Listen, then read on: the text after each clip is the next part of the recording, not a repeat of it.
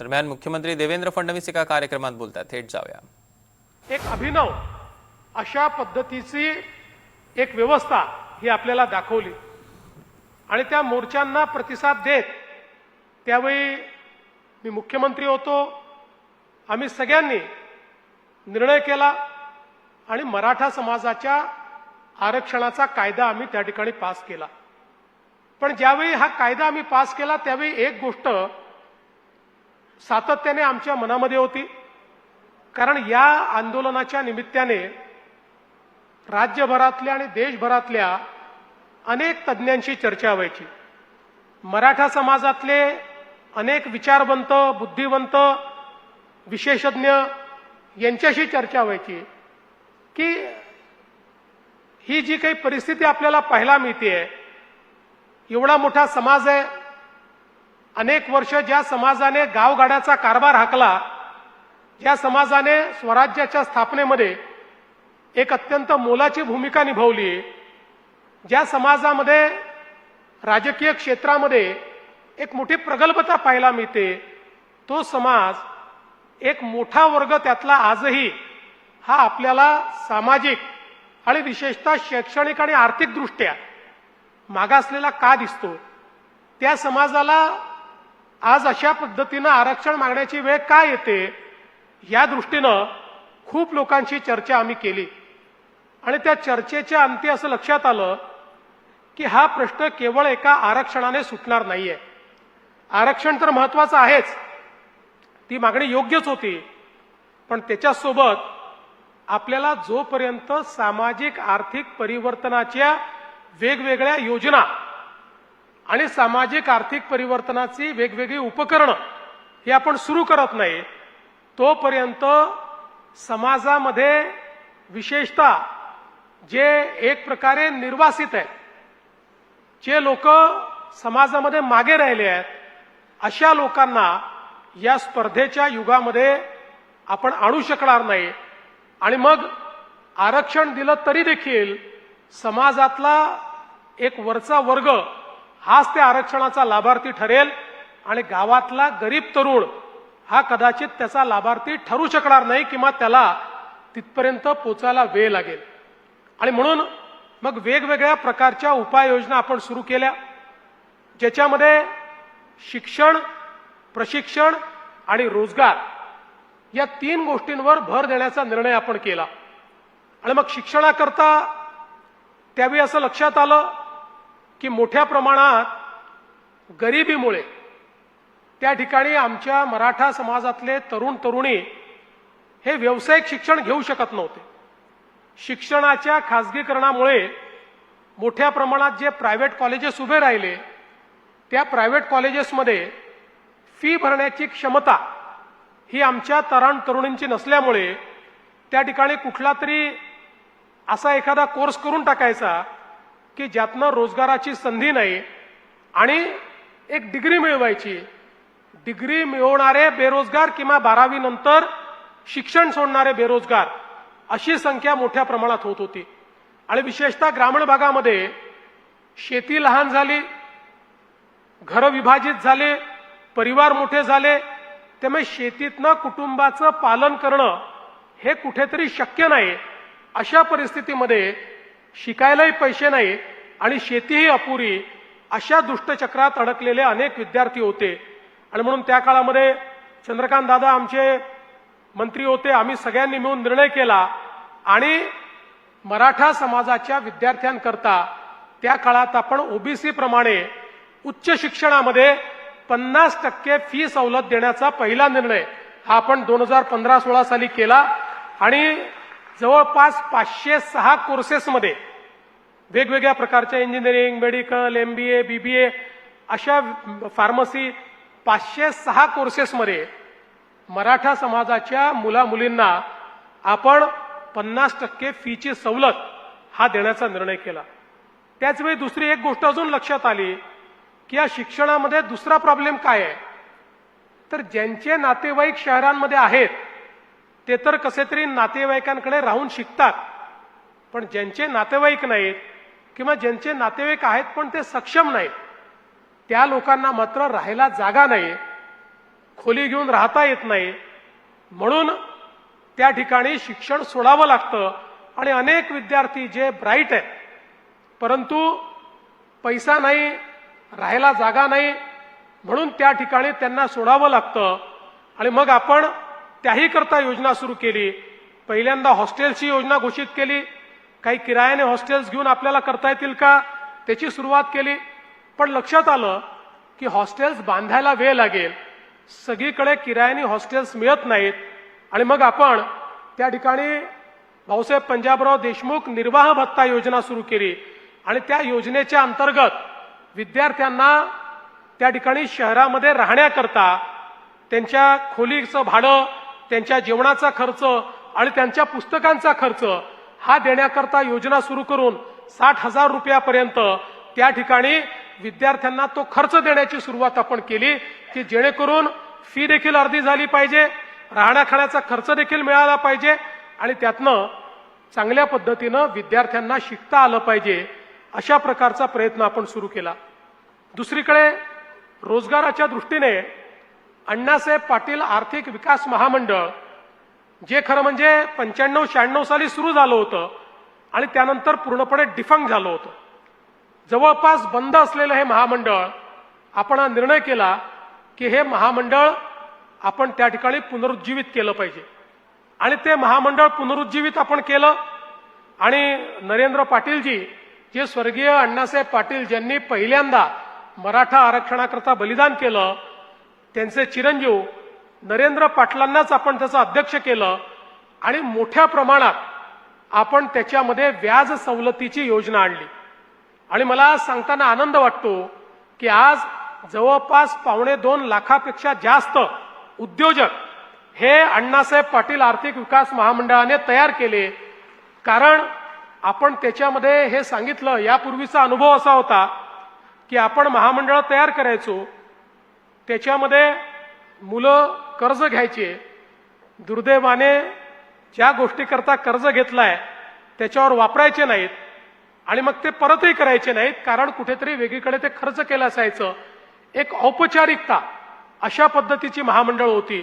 आम्ही विचारपूर्वक सांगितलं की महामंडळाला कर्ज देण्याचा अधिकार तर देऊ, पण ते कर्ज बँकेतनं घेऊ. म्हणजे मग बँकेमध्ये जर कर्ज मागायचं असेल तर त्या ठिकाणी प्रोजेक्ट रिपोर्ट तयार करावा लागतो, त्याकरता सर्वे करावा लागतो, त्याकरता तुमच्याकडे व्यवस्था आहे की नाही ती दाखवावी लागते. हे सगळं करून जर एखाद्याने कर्ज घेतलं तर तो उद्योगावरच आपलं कर्ज खर्च करतो आणि त्याचा जो व्याज आहे ते व्याज मात्र आपण अण्णासाहेब पाटील आर्थिक विकास महामंडळातनं भरून बिन व्याजी कर्ज हे उपलब्ध करून द्यायचं आणि त्यातनं उद्योजक तयार करायचे. आणि मला आनंद आहे की नरेंद्र पाटलांनी गावोगावी दौरा केला आणि प्रत्येक ठिकाणी बँकांच्या आम्ही बैठका घ्यायचो, बँकांना टार्गेट द्यायचो आणि आज जवळपास या ठिकाणी मला आनंद आहे की 2.25 लाख आपले उद्योजक हे आपण तयार करू शकलो आणि वर्षाला केवळ व्याजापोटी 1500 कोटी रुपये आपण भरतो आणि जवळपास 7,500 कोटी रुपयाचं कर्ज हे आपण अण्णासाहेब पाटील आर्थिक विकास महामंडळाच्या माध्यमातून वेगवेगळ्या उद्योगांकरता त्या ठिकाणी उपलब्ध करून दिलं. हे सगळं करत असताना एक गोष्ट अजून आमच्या लक्षात आली की आपल्याला जर या ठिकाणी शिक्षणामध्ये, स्पर्धा परीक्षांमध्ये, प्रशिक्षणामध्ये, कौशल्य प्रशिक्षणामध्ये जर मराठा समाजाचा टक्का वाढवायचा असेल तर त्याकरता आपण ज्यावेळेस बार्टीची सुरुवात ही आपल्या अनुसूचित जातीकरता केली आणि त्यावेळेस लक्षात आलं की हे मॉडेल चांगलं आहे, या मॉडेलचा उपयोग आपण केला तर आपल्या समाजाकरता एक वन स्टॉप शॉप असला पाहिजे की कुठे जायचं. मुलांना माहिती असतं, काय करायचं माहिती नसतं. वन स्टॉप शॉप अशी एक संस्था उभी केली पाहिजे की जी संस्था प्रशिक्षण पण देईल, जी संस्था त्या ठिकाणी वेगवेगळ्या प्रकारचा अभ्यासक्रमाकरता तुमची तयारी पण करून घेईल, जी संस्था वेगवेगळ्या प्रकारे कौशल्य देखील आपल्याला देईल. आणि मग त्याकरता आपण सदानंद मोरे साहेबांची एक कमिटी तयार केली. त्या कमिटीने एक आपल्याला रिपोर्ट दिला आणि त्या रिपोर्टच्या आधारावर आपण सारथीची निर्मिती केली. मला आठवतं की त्यावेळी जी मराठा समाजाची उपसमिती होती, आमचे चंद्रकांत दादाच त्याचे अध्यक्ष होते आणि त्यांच्या अध्यक्षतेखाली या उपसमितीच्या माध्यमातून आपण निर्णय केला आणि आपण सारथीची स्थापना केली आणि 2018 साली सारथीची स्थापना करत असताना आपल्या मनामध्ये त्यावेळी हीच भावना होती की यातनं स्पर्धा परीक्षांमध्ये मराठा समाजाचा टक्का वाढला पाहिजे. आत्ताच निंबाळकर साहेबांनी जे सांगितलं मला अतिशय आनंद आहे. ते असं म्हणाले की 2-4 वर्षातनं किंवा 2-3 वर्षातनं एखादा विद्यार्थी हा UPSC मध्ये आपल्याला त्या ठिकाणी दिसत होता. आज दरवर्षी सारथीमुळे इतके विद्यार्थी या ठिकाणी UPSC मध्ये MPSC मध्ये दिसत आहेत. मुलं PhD करतायत, वेगवेगळ्या प्रकारचं प्रशिक्षण हे त्या ठिकाणी प्राप्त करतायत. मी खरं म्हणजे निंबाळकर साहेब आणि त्यांच्या टीमचं मनापासून अभिनंदन करेन की त्यांनी वेगवेगळ्या प्रकारचे उपक्रम हे सारथीच्या माध्यमातून सुरू केले आणि आज केवळ स्पर्धा परीक्षांपुरतं मर्यादित नाही. स्पर्धा परीक्षा तर महत्वाच्या आहेतच. आज UPSC मध्ये, MPSC मध्ये, बँकिंग एक्झाम मध्ये आपली मुलं अत्यंत उत्तम त्या ठिकाणी पास होत आहेत, वेगवेगळ्या पदांवर चालली आहेत. ही तर आनंदाची गोष्टच आहे. पण त्यासोबत आजच्या परिस्थितीमध्ये आपण जर बघितलं तर ज्या प्रकारे जग बदलत आहे, सरकारी क्षेत्रापेक्षा खासगी क्षेत्र महत्वाचं होत आहे. खासगी क्षेत्रामधल्या नोकऱ्या या जास्त उत्पन्न देणाऱ्या आहेत, पगार देणाऱ्या आहेत. त्याच्याकरता वैशिष्ट्यपूर्ण प्रशिक्षणाची आवश्यकता आहे. आपण तंत्रज्ञानाच्या जगात गेलो आहोत. तंत्रज्ञानाच्या जगामध्ये तंत्रज्ञान नाकारून कोणीच पुढे जाऊ शकत नाही. तंत्रज्ञान हे थांबवता येत नाही. त्या तंत्रज्ञानामध्ये आपल्याला निपुणच व्हावं लागतं आणि म्हणून अशा पद्धतीनं मग कम्प्युटर असेल, AI असेल, या प्रत्येक गोष्टीमध्ये आता वेगवेगळ्या पद्धतीनं या ठिकाणी ज्या काही व्यवस्था उभ्या राहिल्या आहेत, ज्या काही संधी उभ्या राहिल्या आहेत, त्या संधीमध्येही आपल्या तरुणांना कसं निपुण करता येईल. आणि मग आपण जर बघितलं आज शेतीच्या क्षेत्रामध्ये महाराष्ट्र सरकारने हे आपलं पहिलं सरकार आहे की ज्यांनी आर्टिफिशियल इंटेलिजन्सचा उपयोग सुरू केला आणि शेती क्षेत्रामध्ये आपण त्या ठिकाणी महाविस्तार नावाचा ऍप तयार केला. जो एक ऍप म्हणजे आमच्या शेतकऱ्यांचा मित्र आहे. शेतकरी आपल्या भाषेमध्ये, मराठीत, हिंदीत, अगदी आमचा आदिवासी शेतकरी भिली भाषेमध्ये त्या ऍपवर प्रश्न विचारू शकतो आणि कुठलाही प्रश्न त्यांनी विचारला, पीक पद्धतीच्या बाबतीत, क्रॉपिंग त्याच्यावर किडीच्या बाबतीत, कीड व्यवस्थापनाच्या बाबतीत, काय मी वापरलं पाहिजे इतकंच नाही तर त्यांनी साधा त्याचा एक फोटो काढला पिकाचा की त्याचं एनालिसिस करून त्याला त्या ठिकाणी माहिती मिळते की त्या पिकाची परिस्थिती काय आहे, त्याकरता त्यांनी काय वापरलं पाहिजे, कीड येण्याचे चान्सेस किती आहेत, असले तर काय वापरलं पाहिजे. अशा पद्धतीनं शेतीमध्ये आज आर्टिफिशियल इंटेलिजन्सचा उपयोग आपण सुरू केला. मला सांगताना आनंद वाटतो की जवळपास 50 लाख शेतकरी आता या महाविस्तार ऍपवर ऑनबोर्ड झाले. पण आज आवश्यकता आहे शेती क्षेत्रामध्ये मेकनायझेशन करण्याची, प्रशिक्षण देण्याची. आणि आमच्या सारथी संस्थेने सगळ्यात महत्वाचं काम काही चालू केलं असेल. पुढच्या काळामध्ये शेतीचं क्षेत्र हे ड्रोनच्या माध्यमातून पूर्णपणे बदलणार आहे. ड्रोन हे एक अशी व्यवस्था आहे की ज्याच्यामुळे शेतीच्या क्षेत्रामध्ये आज आपण पाहतोय की शेतमजूर हे मिळत नाहीत, पाहिजे त्या प्रमाणात उपलब्ध होत नाहीत. छोट्या शेतीमध्ये अनेक वेळा परवडत नाही. पण ड्रोनच्या माध्यमातून आज शेतीचं क्षेत्र इतक्या मोठ्या प्रमाणात बदलत आहे आणि म्हणून शेती क्षेत्रामधले ड्रोन पायलट देण्याचं प्रशिक्षण देखील आता सारथीने सुरू केलेलं आहे की ज्या माध्यमातून जर गावोगावी आपण हे तयार केले तर या ड्रोन पायलटच्या माध्यमातून शेतीमधल्या अनेक गोष्टी त्या ठिकाणी सर्व प्रकारची फवारणी असेल, सर्व प्रकारची, एवढंच नाही तर ड्रोन कॅमेऱ्याचा उपयोग करून शेतीची परिस्थिती काय आहे, वातावरणाच्या बदलाचा काय त्याच्यावर परिणाम होणार आहे, अशा सगळ्या गोष्टी म्हणजे सर्व प्रकारचं AIचं इंटेलिजन्स हे गावातला आमचा जो तिथला तरुण आहे हा तरुण त्याचा वापर करून आणि शेतकऱ्यांना देऊ शकेल. अशा प्रकारचे कोर्सेस देखील अनेक हे आता या ठिकाणी सुरू झालेले आहेत.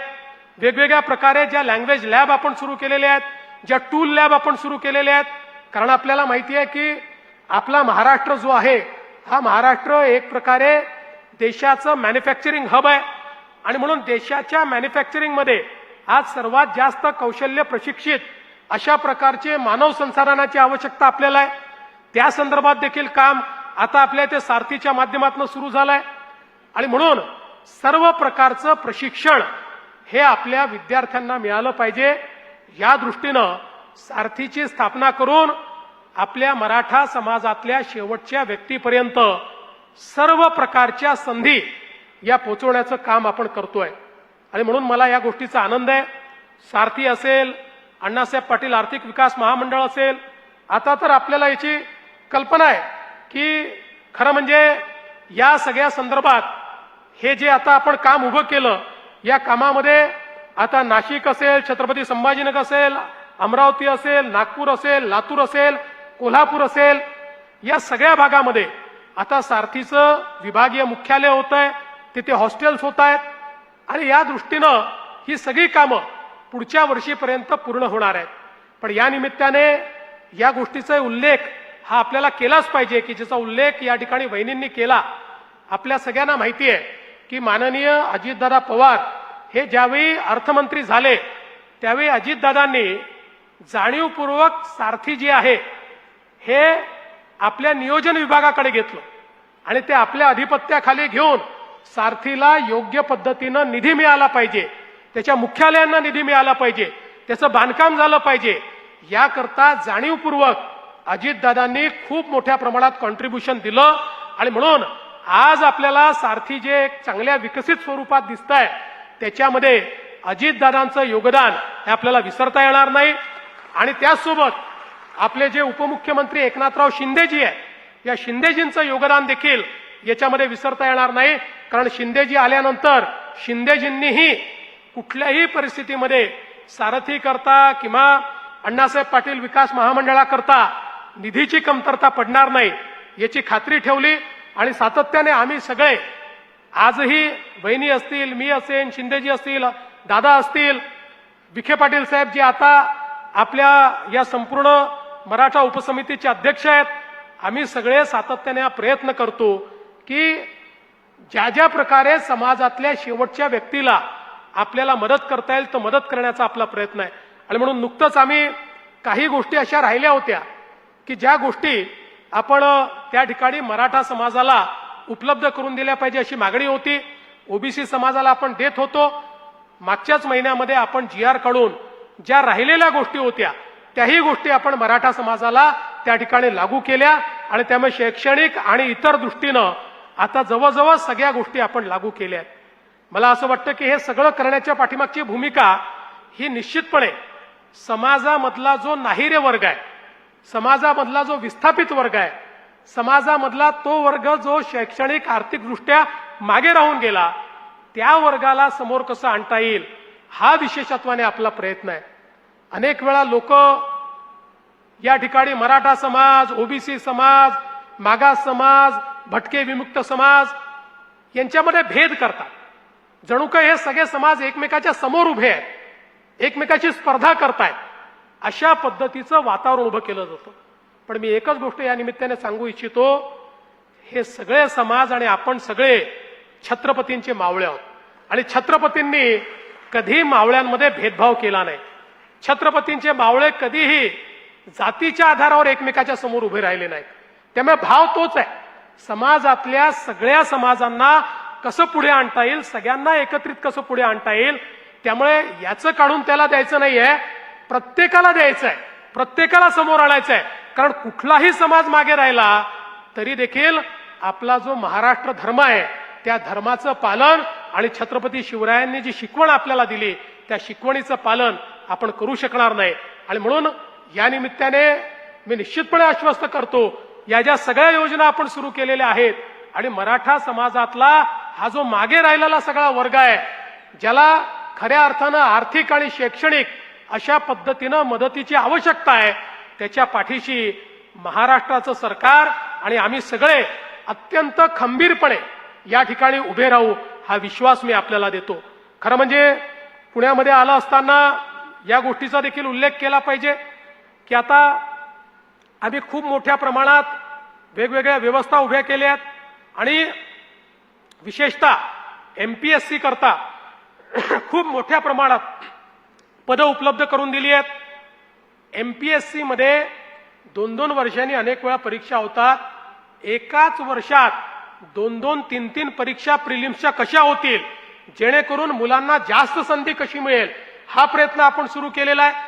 अनेक कॅडरचं एकत्रीकरण करून मोठ्या प्रमाणात म्हणजे 500 आणि 1000 पदांकरता 1-1, 2-2, 5-5 लाख मुलं हे त्या ठिकाणी परीक्षेला बसतात. त्याच्याऐवजी 20-20 हजार पदं हे कसे आपल्याला त्या ठिकाणी काढता येतील आणि वेळेमध्ये त्याचा निकाल कसा लावता येईल, हा आपण प्रयत्न सुरू केलाय. मी एमपीएससीच्या अध्यक्षांचं अभिनंदन करेन की नुकताच त्यांनी नवीन रेकॉर्ड केला. 21 दिवसामध्ये परीक्षा घेऊन त्याचा निकाल लागला. परीक्षेमध्ये कुठलाही गडबड नाही, कुठलाही गोंधळ नाही, कुठलाही त्या ठिकाणी पेपर लीक नाही आणि 21व्या दिवशी त्या ठिकाणी त्याचा निकाल लागलेला आहे. आणि म्हणून आपला प्रयत्न हा आहे की एमपीएससीच्या परीक्षा वेळेत झाल्या पाहिजेत, जास्तीत जास्त मुलांना संधी मिळाली पाहिजे आणि अत्यंत पारदर्शीपणे या परीक्षा झाल्या पाहिजेत. या संदर्भात मला हे समजलं की आता काल परवा काहीतरी अध्यक्षांनी घोषणा केली की या सगळ्या परीक्षा ऑनलाईन घ्यायच्या आहेत. त्याच्यामुळे काही तरुणांमध्ये अस्वस्थता निर्माण झाली. कुठलाही निर्णय एकतर्फी होणार नाही. निर्णय हा आपण सगळ्यांची चर्चा करून घेऊ. मी आज अध्यक्षांना विचारलं त्यावेळेस अध्यक्षांनी सांगितलं देशातल्या सगळ्या स्पर्धा परीक्षा या त्या ठिकाणी ऑनलाईन होत आहेत आणि आता पुढच्या वर्षीपासून नीटची परीक्षा देखील त्याच पद्धतीनं घेण्याचा निर्णय केंद्र सरकारने घेतलाय. त्यामुळे आपले विद्यार्थी हे पारदर्शी परीक्षेला समोर गेले पाहिजेत आणि कुठल्याही परिस्थितीमध्ये वेळेत त्याचे निकाल लागून त्यांना नोकऱ्या लागल्या पाहिजेत. याकरता मी हा निर्णय घेतलाय. पण मी त्यांनाही सूचना केली की विद्यार्थ्यांशी व्यापक चर्चा करा, त्यांना हे समजावून सांगा हे निर्णय काही एमपीएससीच्या हिताकरता नाही आहे. निर्णय जे आहेत ते विद्यार्थ्यांच्या हिताकरता आहेत. विश्वासात घेऊन घेतलेले निर्णय हे नेहमी उत्तम असतात. एकतर्फी घेतलेले निर्णय हे अनेकांच्या डोक्यामध्ये काही ना काही कन्फ्युजन तयार करतात. आणि म्हणून मी विद्यार्थ्यांना आश्वस्त करू इच्छितो एमपीएससी मध्ये बदल खूप करायचे आहेत, त्याच्यामध्ये पारदर्शिता अधिक आणायची आहे. पण हे सगळं करत असताना विद्यार्थ्यांना केंद्रस्थानी मानून आणि विद्यार्थ्यांनाच त्या ठिकाणी विश्वासात घेऊन हे केलं जाईल. फक्त या निमित्ताने मला एवढंच सांगायचं आहे, अनेक वेळा कोचिंग क्लासेसचे लोक काहीतरी त्यांच्या ज्या काही अपेक्षा आहेत किंवा त्यांचं जे काही सेटअप आहे हे सेटअप डिस्टर्ब झाल्यामुळे या ठिकाणी जे आंदोलन उभी करतात ती मात्र करणं योग्य नाहीये. त्यांनाही माझं सांगणं आहे की तुमचं काम हे मुलांना प्रशिक्षित करणं आहे, मुलांना त्या ठिकाणी वापरणं तुमचं काम नाहीये. त्यामुळे अशा पद्धतीनं जर मुलांचा वापर कोणी करणार असेल तर ते देखील योग्य नाहीये. हा राजकीय विषय नाही, आपल्या मुलांच्या भविष्याचा आणि भवितव्याचा विषय आहे. आज मला सांगताना आनंद वाटतो आपण निपुण सेतू सुरू केला आणि निपुण सेतूच्या माध्यमातून खरं म्हणजे आता लाखो मुलं परीक्षेला बसतात, त्यातले 1000 मुलं त्या ठिकाणी कुठेतरी नोकरीला लागतात. याचा अर्थ उरलेले जे मुलं आहेत त्यांच्यामध्ये काही क्षमता नाही असं नाही, अर्ध्या टक्क्यांनी अर्ध्या मार्कांनी मुलं मागे राहून जातात. आणि म्हणून आपण निर्णय केला हे जे त्या ठिकाणी पात्र झाले नाहीत पण शैक्षणिक दृष्ट्या बौद्धिक दृष्ट्या पात्र आहेत, जागा कमी आहेत पण त्यांना त्या ठिकाणी कमी जागा असल्यामुळे त्यांना त्या नोकऱ्या मिळाल्या नाहीत, यांच्याकरता निपुण सेतू आपण तयार करतोय. त्या सगळ्यांची त्या ठिकाणी यादी ही आपल्या वेबसाईटवर असेल आणि त्या सगळ्यांची यादी आपण वेगवेगळ्या इंडस्ट्रीमध्ये पाठवू आणि त्यांना सांगू हे सगळे मेधावी लोक आहेत, हे सगळे हुशार लोक आहेत, हे सगळे तज्ज्ञ लोक आहेत, हे सगळे प्रशासकीय अधिकारी बनू शकण्याची क्षमता असलेले लोक आहेत. त्यामुळे तुमच्याहीकडे ज्या जागा निघतात त्या जागांमध्ये तुम्ही यांना घ्या आणि तुम्ही जर यांना घेतलं तर तुमच्या प्रशिक्षणाचा खर्च हा राज्य सरकार त्या ठिकाणी देईल. अशा पद्धतीनं वेगवेगळ्या पद्धतीनं हा निपुण सेतू देखील आपण सुरू करतोय. त्यामुळे जे स्पर्धा परीक्षांमध्ये त्या ठिकाणी चांगले मार्क मिळवूनही त्यांना ती जागा कमी असल्यामुळे जागा मिळत नाही, अशाही तरुणाईला त्या ठिकाणी एक मार्ग मिळाला पाहिजे, हा आपला प्रयत्न आहे. या निमित्ताने मी आज सारथीच्या कार्यालयाला त्या ठिकाणी भेट दिली. अतिशय सुंदर कार्यालय आहे, मोठं आहे, भव्य आहे, आपल्याकडे जागा आहे. त्यामुळे मला असं वाटतं की त्याच ठिकाणी अण्णासाहेब पाटील आर्थिक विकास महामंडळाचंही कार्यालय आपण सुरू करावं, जेणेकरून सारथी आणि अण्णासाहेब पाटील आर्थिक विकास महामंडळ यांची जर युती केली तर आमच्या महायुतीसारखीच ती पण इफेक्टिव्ह होईल आणि अत्यंत चांगल्या पद्धतीनं आपल्या तरुणांना त्या माध्यमातून फायदा होईल. आणि म्हणून हे देखील आपण कराल, हा विश्वास मी व्यक्त करतो. पुन्हा एकदा या ठिकाणी आलेले यशस्वी विद्यार्थी, त्यांचे पालक या सगळ्यांचं मनापासून अभिनंदन करतो. सारथीच्या टीमचं मनापासून अभिनंदन करतो आणि या सगळ्यांचा सत्कार करण्याची संधी तुम्ही मला दिली त्याबद्दल आपल्या सर्वांचे आभार मानून मी माझे 2 शब्द संपवतो. धन्यवाद. जय हिंद, जय महाराष्ट्र. धन्यवाद. आपल्या अतिशय अभ्यासपूर्ण विश्लेषण आपण विचारातून मांडले. यानंतर सारथीचे व्यवस्थापकीय संचालक श्री महेश पाटील यांना विनंती करते. तर एकंदरीतच पुण्यामधून आपण पाहतोय मुख्यमंत्री देवेंद्र फडणवीस बोलत होते. सारथीच्या कार्यक्रमाला ते त्या ठिकाणी गेलेले आणि यावेळी त्यांनी एक महत्त्वाची भूमिका घेतलेली आहे. त्यांनी म्हटलंय की स्पर्धा परीक्षांमध्ये कुठलंही राजकारण नको असं एक आवाहन सुद्धा त्यांनी केलेलं आहे आणि अनेक गोष्टी ज्या आहेत त्या संदर्भात त्यांनी आश्वासन दिलंय. काही गोष्टी स्पष्टपणे मांडल्या देखील आहेत.